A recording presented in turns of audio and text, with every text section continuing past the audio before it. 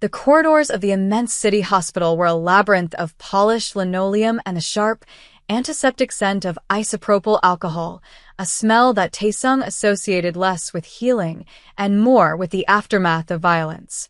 He adjusted the cuffs of his bespoke charcoal suit, the fabric straining slightly across his shoulders, and checked his watch for the third time in a minute. He wasn't here for charity. He was here because a territory dispute had gone sideways, and one of his best lieutenants was currently in surgery with a bullet lodged near his spine. Taesung was a man who commanded silence and obedience with a single glance, a figure carved from granite and street-hardened discipline. The nurses gave him a wide berth, sensing the dangerous gravity that pulled the air tight around him. He was a ghost in the machine of the living, waiting for news of the dead. Then the absurdity happened. A blur of golden fur, no bigger than a loaf of bread, scrabbled around the corner, its paws sliding comically on the waxed floor. It was a puppy, a golden retriever with ears too big for its head, and a tail that seemed to be propelling it forward like a rudder. It barked, a high-pitched yip that shattered the oppressive quiet of the oncology wing. Taesung blinked, certain for a moment that the lack of sleep was causing hallucinations. The puppy skidded to a halt, looked directly at the terrifying man in the expensive suit, and then took off again, a streak of chaotic joy in a place of sterilized sorrow. Without thinking, strictly on the instinct to control chaos, Taesung moved. He didn't run. Men like him didn't run unless the building was collapsing. He strode with long, rapid steps, pursuing the creature. "Hey," he grunted, his voice rough with smoke and exhaustion. The puppy ignored him, weaving between a startled orderly and a cart of meal trays. It turned sharp left into room 402. Taesung followed, his hand instinctively going to the inside of his jacket where steel usually rested, though he was unarmed today. He pushed the heavy door open, prepared to grab the animal and apologize to whatever terrified patient lay inside. The room was dim, lit only by the gray afternoon light filtering through the blinds and the rhythmic, glowing pulse of the vitals monitor. The air here was warmer, smelling faintly of vanilla lotion and stale flowers. The puppy was already there, its front paws scrabbling against the side of the hospital bed, whining softly. Taesung froze in the doorway. Lying in the bed was a woman who looked as though she were made of porcelain and shadows. She was African American, her skin distinct against the stark white sheets, but her cheeks were hollowed out by illness, her collarbones sharp ridges beneath a thin hospital gown. She couldn't have been much older than 30, yet there was a timeless weariness etched around her eyes. She stirred, her hand dropping weakly to brush the puppy's head. The dog licked her fingers, a frantic, loving assault. Taesung felt like an intruder in a cathedral. He should have turned around. He should have walked out. But the woman opened her eyes, dark, deep, and clouded with pain, and looked right at him. She didn't scream. She didn't reach for the call button. She just blinked, as if he were a hallucination brought on by the morphine. "He got out again," she whispered, her voice like dry leaves scraping pavement. "I'm sorry." "He just hates the cage." Taesung stood there, the feared boss of the Gwangja syndicate, completely disarmed by a 3-pound dog and a dying woman. Taesung remained rooted to the spot, his hand still gripping the cold metal of the door handle.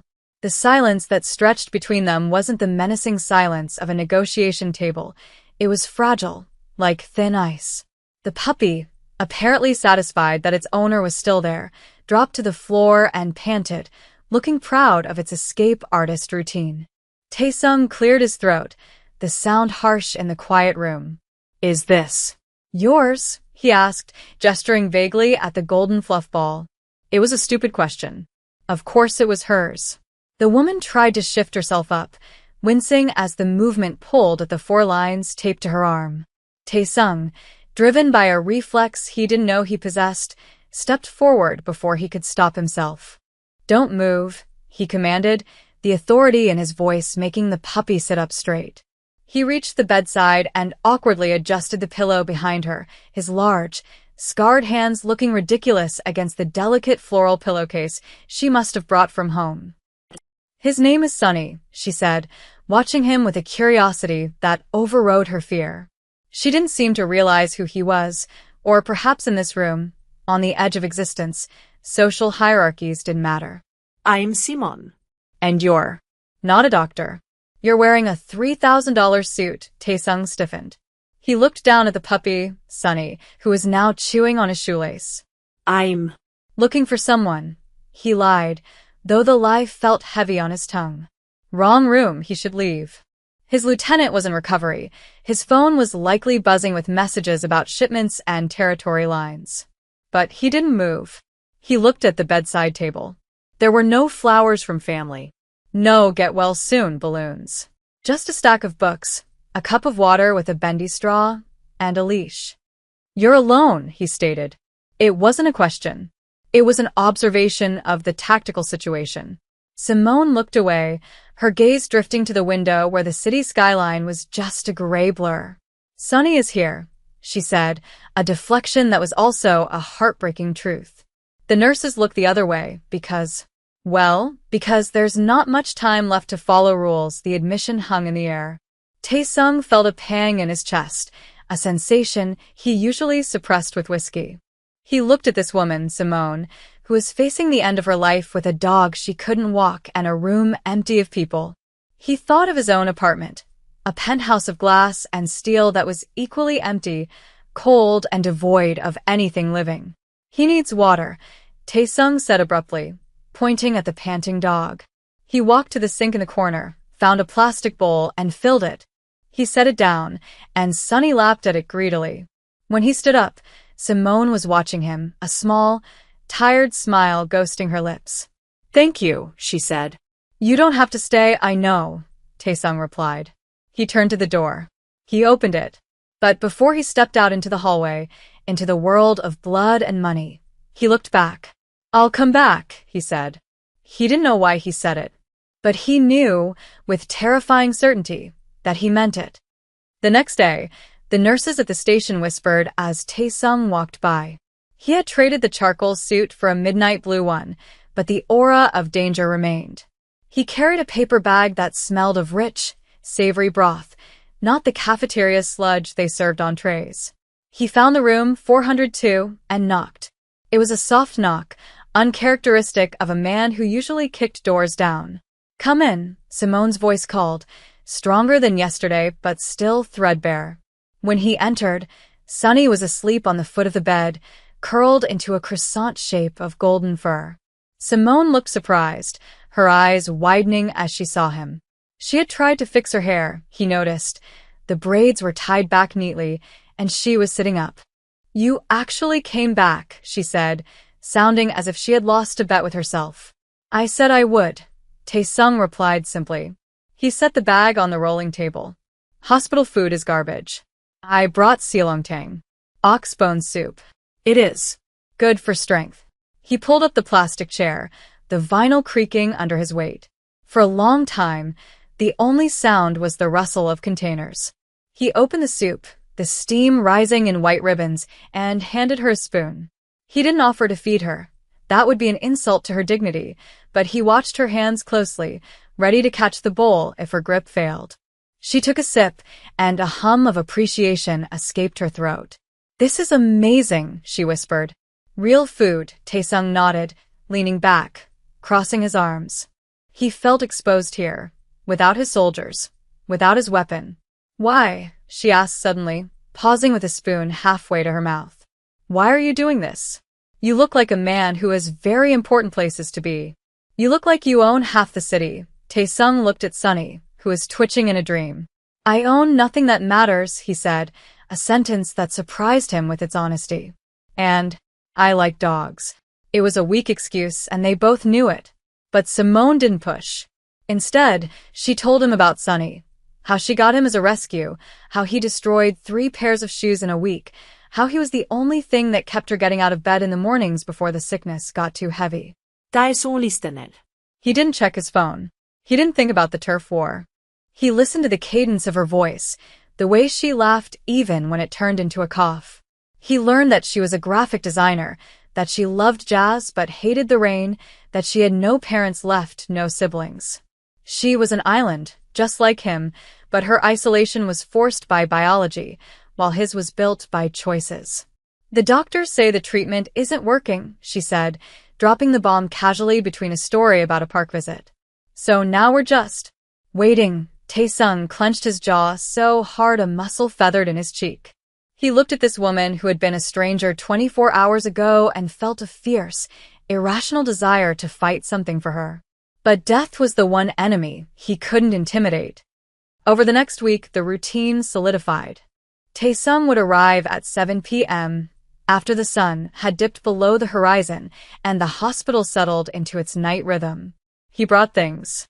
Not expensive jewelry or grand gestures, but practical things. A softer blanket made of cashmere that he claimed he just had lying around, a portable humidifier because the air was too dry. High-quality treats for Sunny. The nurses stopped whispering and started nodding at him. He was no longer the scary Mafia Don. He was the visitor in 402. One evening, the atmosphere in the room was heavier than usual. Simone was lying flat, her breathing shallow, her skin ashen. Sunny was whining, pacing the small floor space, sensing the shift in the atmospheric pressure of her pain. Tae-sung sat closer than usual, his elbows on his knees, his hands clasped tight. "It hurts today," Simone murmured, her eyes closed. She didn't try to hide it anymore. The polite veneer of the first meetings had worn away, leaving a raw, intimate honesty. Tae-sung reached out. He hesitated for a fraction of a second, terrified of breaking her, then covered her cold hand with his. Her fingers were skeletal, but they gripped his with shocking strength. "Tell me something real, Tae-sung," she whispered. "Not the soup, not the weather. Tell me who you are." He looked at their joined hands, hers dark and frail, his scarred and strong. He could tell her he was a monster. He could tell her about the blood on his ledger. Instead, he chose a different truth. "I grew up in an orphanage in Busan," he said, his voice low, a rumble in the quiet room. "I was always hungry. I fought because if I didn't fight, I disappeared. I built a kingdom, so I would never be hungry again. But now, I sit in a room full of people who work for me, and I am the loneliest man on earth." Simone turned her head, her eyes opening to search his face. "You're not alone now," she said. It was a simple statement, but it hit him with the force of a physical blow. She squeezed his hand. "And neither am I. I was so scared," Tae-sung. "Not of dying, but of dying in a room where the only sound was the machine beeping. I didn't want to be a statistic." Tears slipped from the corners of her eyes, tracking into the pillow. Tae-sung felt a burning behind his own eyes, a sensation he hadn't felt since he was a boy. He leaned in, his forehead almost touching her shoulder.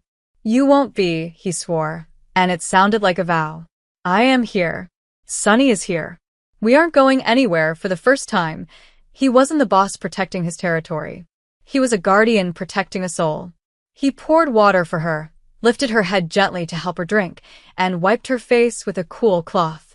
The domesticity of the actions, the simple service of it, felt more significant than any deal he had ever closed. The bubble of their sanctuary was punctured the following Tuesday. Tae-sung was reading aloud to her, a poetry book she had requested, when the door opened briskly. It wasn't a nurse. It was the head physician, Dr. Eris, a stern woman with a clipboard and tired eyes. She stopped short when she saw Tae-sung. He was in his shirt sleeves, his jacket draped over the chair, feeding Sunny a piece of jerky. The scene was domestic, almost normal, which made it entirely out of place for the oncology ward's terminal cases. "Sir," Dr. Eris said, her tone professional but guarded. "We need to discuss the patient's care plan. And hospital policy is strict regarding non-family members after visiting hours.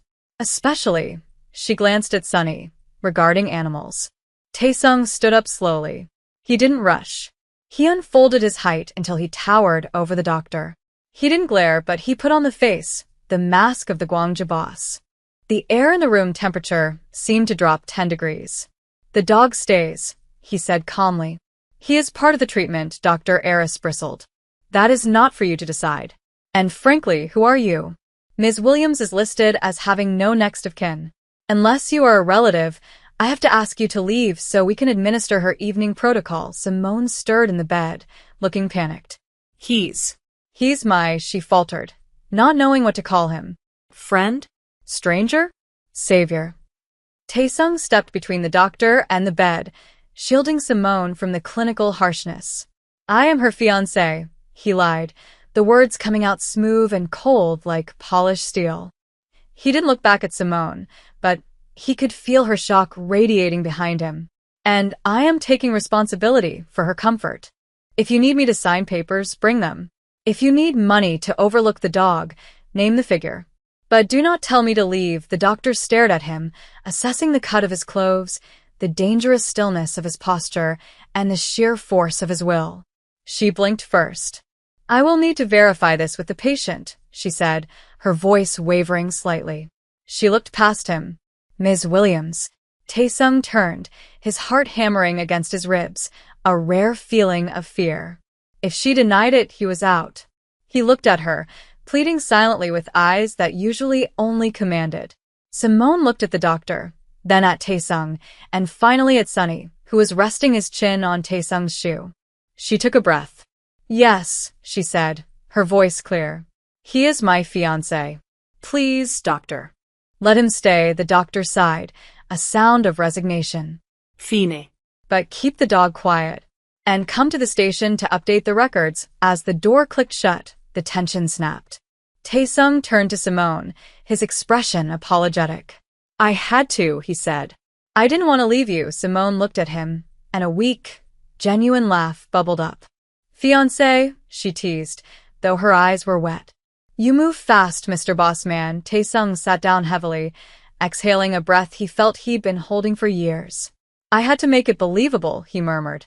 But as he looked at her, he realized the terrifying truth. He wished it wasn't a lie. He had claimed her to save her from the rules, but in doing so, he had bound himself to her fate. He was no longer just a visitor. He was her person. And she was dying.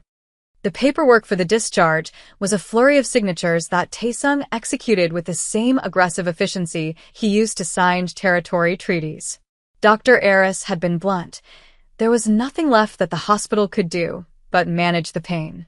Hospice, she had said, the word hanging heavy and gray in the fluorescent hallway. Taesung had rejected the idea of a facility immediately. He wasn't going to let Simone spend her final weeks in a place that smelled of disinfectant and despair. He returned to room 402, where Simone was sitting on the edge of the bed, her small bag packed, looking terrified. You don't have to do this, she said, her voice trembling as he picked up her bag. The lie. It worked. You can go now. You don't have to take a dying stranger into your home. Taesung stopped, the bag in his hand. He looked at the peeling paint on the wall, the flickering light, the sheer loneliness of the space. Then he looked at her. You are not a stranger, he said, his voice dropping to that rumble that seemed to vibrate in the floorboards. And I am not doing this for you. I am doing it because I cannot sleep thinking of you here alone, he signaled to the hallway, and two large men in dark suits, his personal security, stepped in. Simone shrank back, clutching Sunny's leash. They will carry your things, Taesung explained gently. And they will carry you, if you are too tired to walk. One of the guards, a man named Minho who had a scar running down his neck, looked at the puppy and then at the boss. His stoic expression cracked for a millisecond of confusion before he nodded respectfully. Let's go home, Taesung said. The word home sounded foreign in his mouth, a concept he had abandoned years ago. But as he guided Simone toward the elevator, shielding her from the curious stares of the hospital staff, he felt a strange sense of alignment. The elevator doors closed, sealing them in a steel box, and for the first time in his life, Taesung didn't check the exits. He just watched the numbers count down, standing shoulder to shoulder with a woman who had nothing left to lose, and realized he was terrified of losing her. Taesung's penthouse was a fortress of glass and black marble, suspended 50 floors above the city. It was designed to intimidate, to showcase power and detachment. But within 24 hours, the ecosystem had been completely disrupted. Sunny treated the Italian leather sofas like a jungle gem and slid across the polished marble floors as if they were his personal ice rink.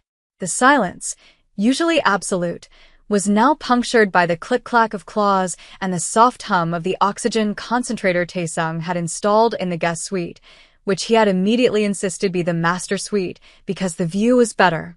Simone was overwhelmed, sitting in the center of a living room that cost more than her entire lifetime's earnings, wrapped in the cashmere blanket he had brought her at the hospital. "It's too much," she whispered one evening as he set a tray of herbal tea and cut fruit on the low table. "Tae-sung, I can't pay you back for this. I don't have time to pay you back." He paused, looking out at the city lights that glittered like scattered diamonds below them. He sat on the floor near her feet, abandoning the armchair. "You are paying me," he said quietly. He pointed to the corner where Minho, the terrifying bodyguard, was currently on his knees letting Sunny chew on his knuckles while trying to suppress a grin. "You brought life into a mausoleum. Before you, this place was just a storage unit for a rich man. Now, it is a house." The adjustment wasn't easy. There were bad nights. Nights where the pain spiked so high that Simone couldn't speak, only gasp, her body curling in on itself. On those nights, the Mafia boss vanished. Taesung became a nurse, a pillar of calm. He learned to administer her morphine drips with the precision of a surgeon. He learned to read the minute changes in her breathing. He sat by her bedside for hours, reading aloud or simply holding her hand, anchoring her to the world when she felt like drifting away. One rainy Tuesday, Sunny knocked over a Ming vase, sending shards of ancient blue and white porcelain scattering across the room.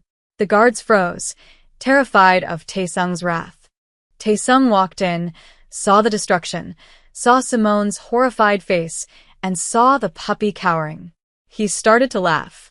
It was a rusty, unused sound, but it was genuine. "I never liked that vase anyway," he said, sweeping the $1,000,000 shards into a pile. "It was too pretentious." Sunny as better taste, Simone looked at him, her eyes wide, and in that moment, the transactional nature of their arrangement dissolved completely. This wasn't charity. This was a family being forged in the fire of urgency. A month in, the trajectory changed. It started with a phone call Taesung made at 3 a.m., pacing the terrace while smoking a cigarette he hadn't touched in years. He had called in every favor, threatened every administrator, and bribed every board member of a specialized research institute in Zurich. He wasn't a man who accepted impossible as an answer.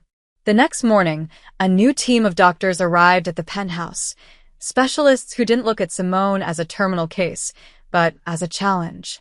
They proposed a new immunotherapy protocol, experimental and aggressive. "It will be hard," the lead specialist warned, looking at Simone's frail frame. "It might kill her faster." That night, Taesung sat on the edge of her bed. The room was dim, lit only by the city glow. "You have to choose," he told her, his voice tight. "I can buy the medicine. I can pay the doctors. But I cannot buy your will. You have to want to stay." Simone looked at him, really looked at him. She saw the exhaustion in the dark circles under his eyes, the desperation he tried to hide behind his stoic mask. She reached out and touched his face, her thumb tracing the sharp line of his jaw. "Why?" she asked, her voice barely a whisper. "Why are you fighting so hard for someone you met by accident?" Taesung turned his face into her palm, closing his eyes. The walls he had built over decades of violence and betrayal crumbled into dust. "Because," he choked out, "I've spent my whole life walking into the wrong rooms. Violence, greed, power. They were all wrong rooms. Room 402. That was the first right room I ever entered. I love you, Simone.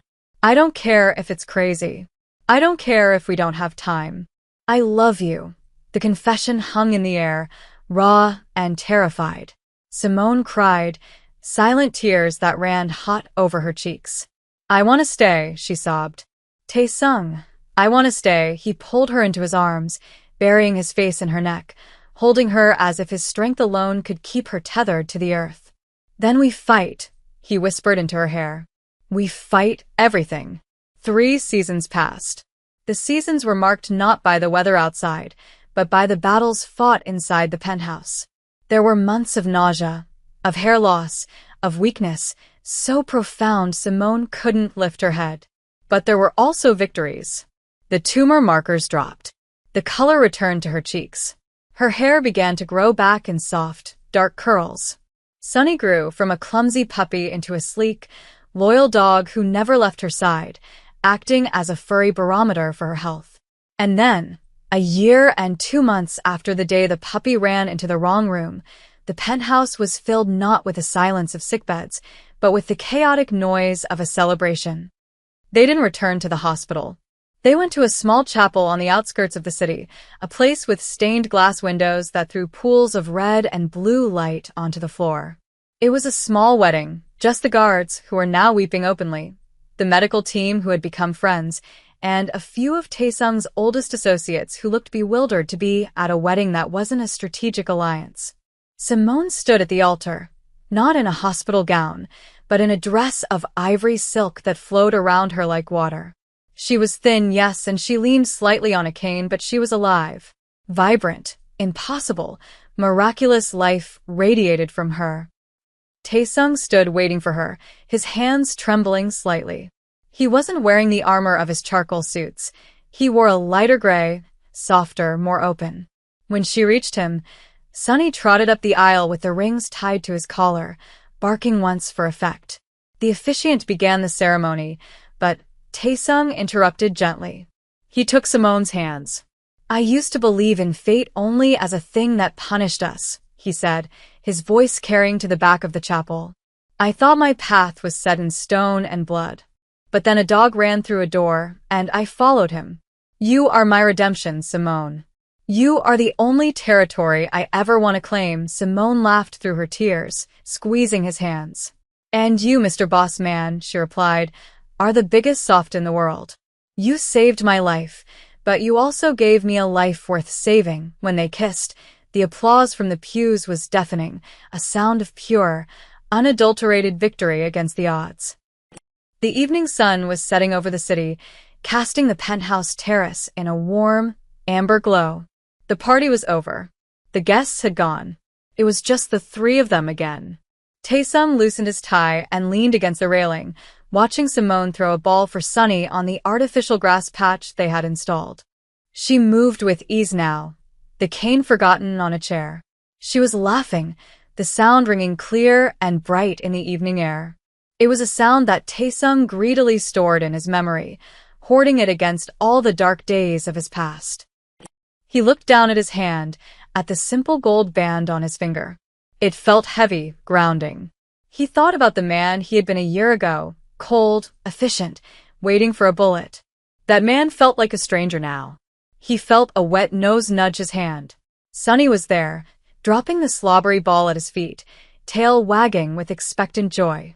Taesung crouched down and ruffled the dog's ears. "Good boy," he whispered. "Best mistake I ever made."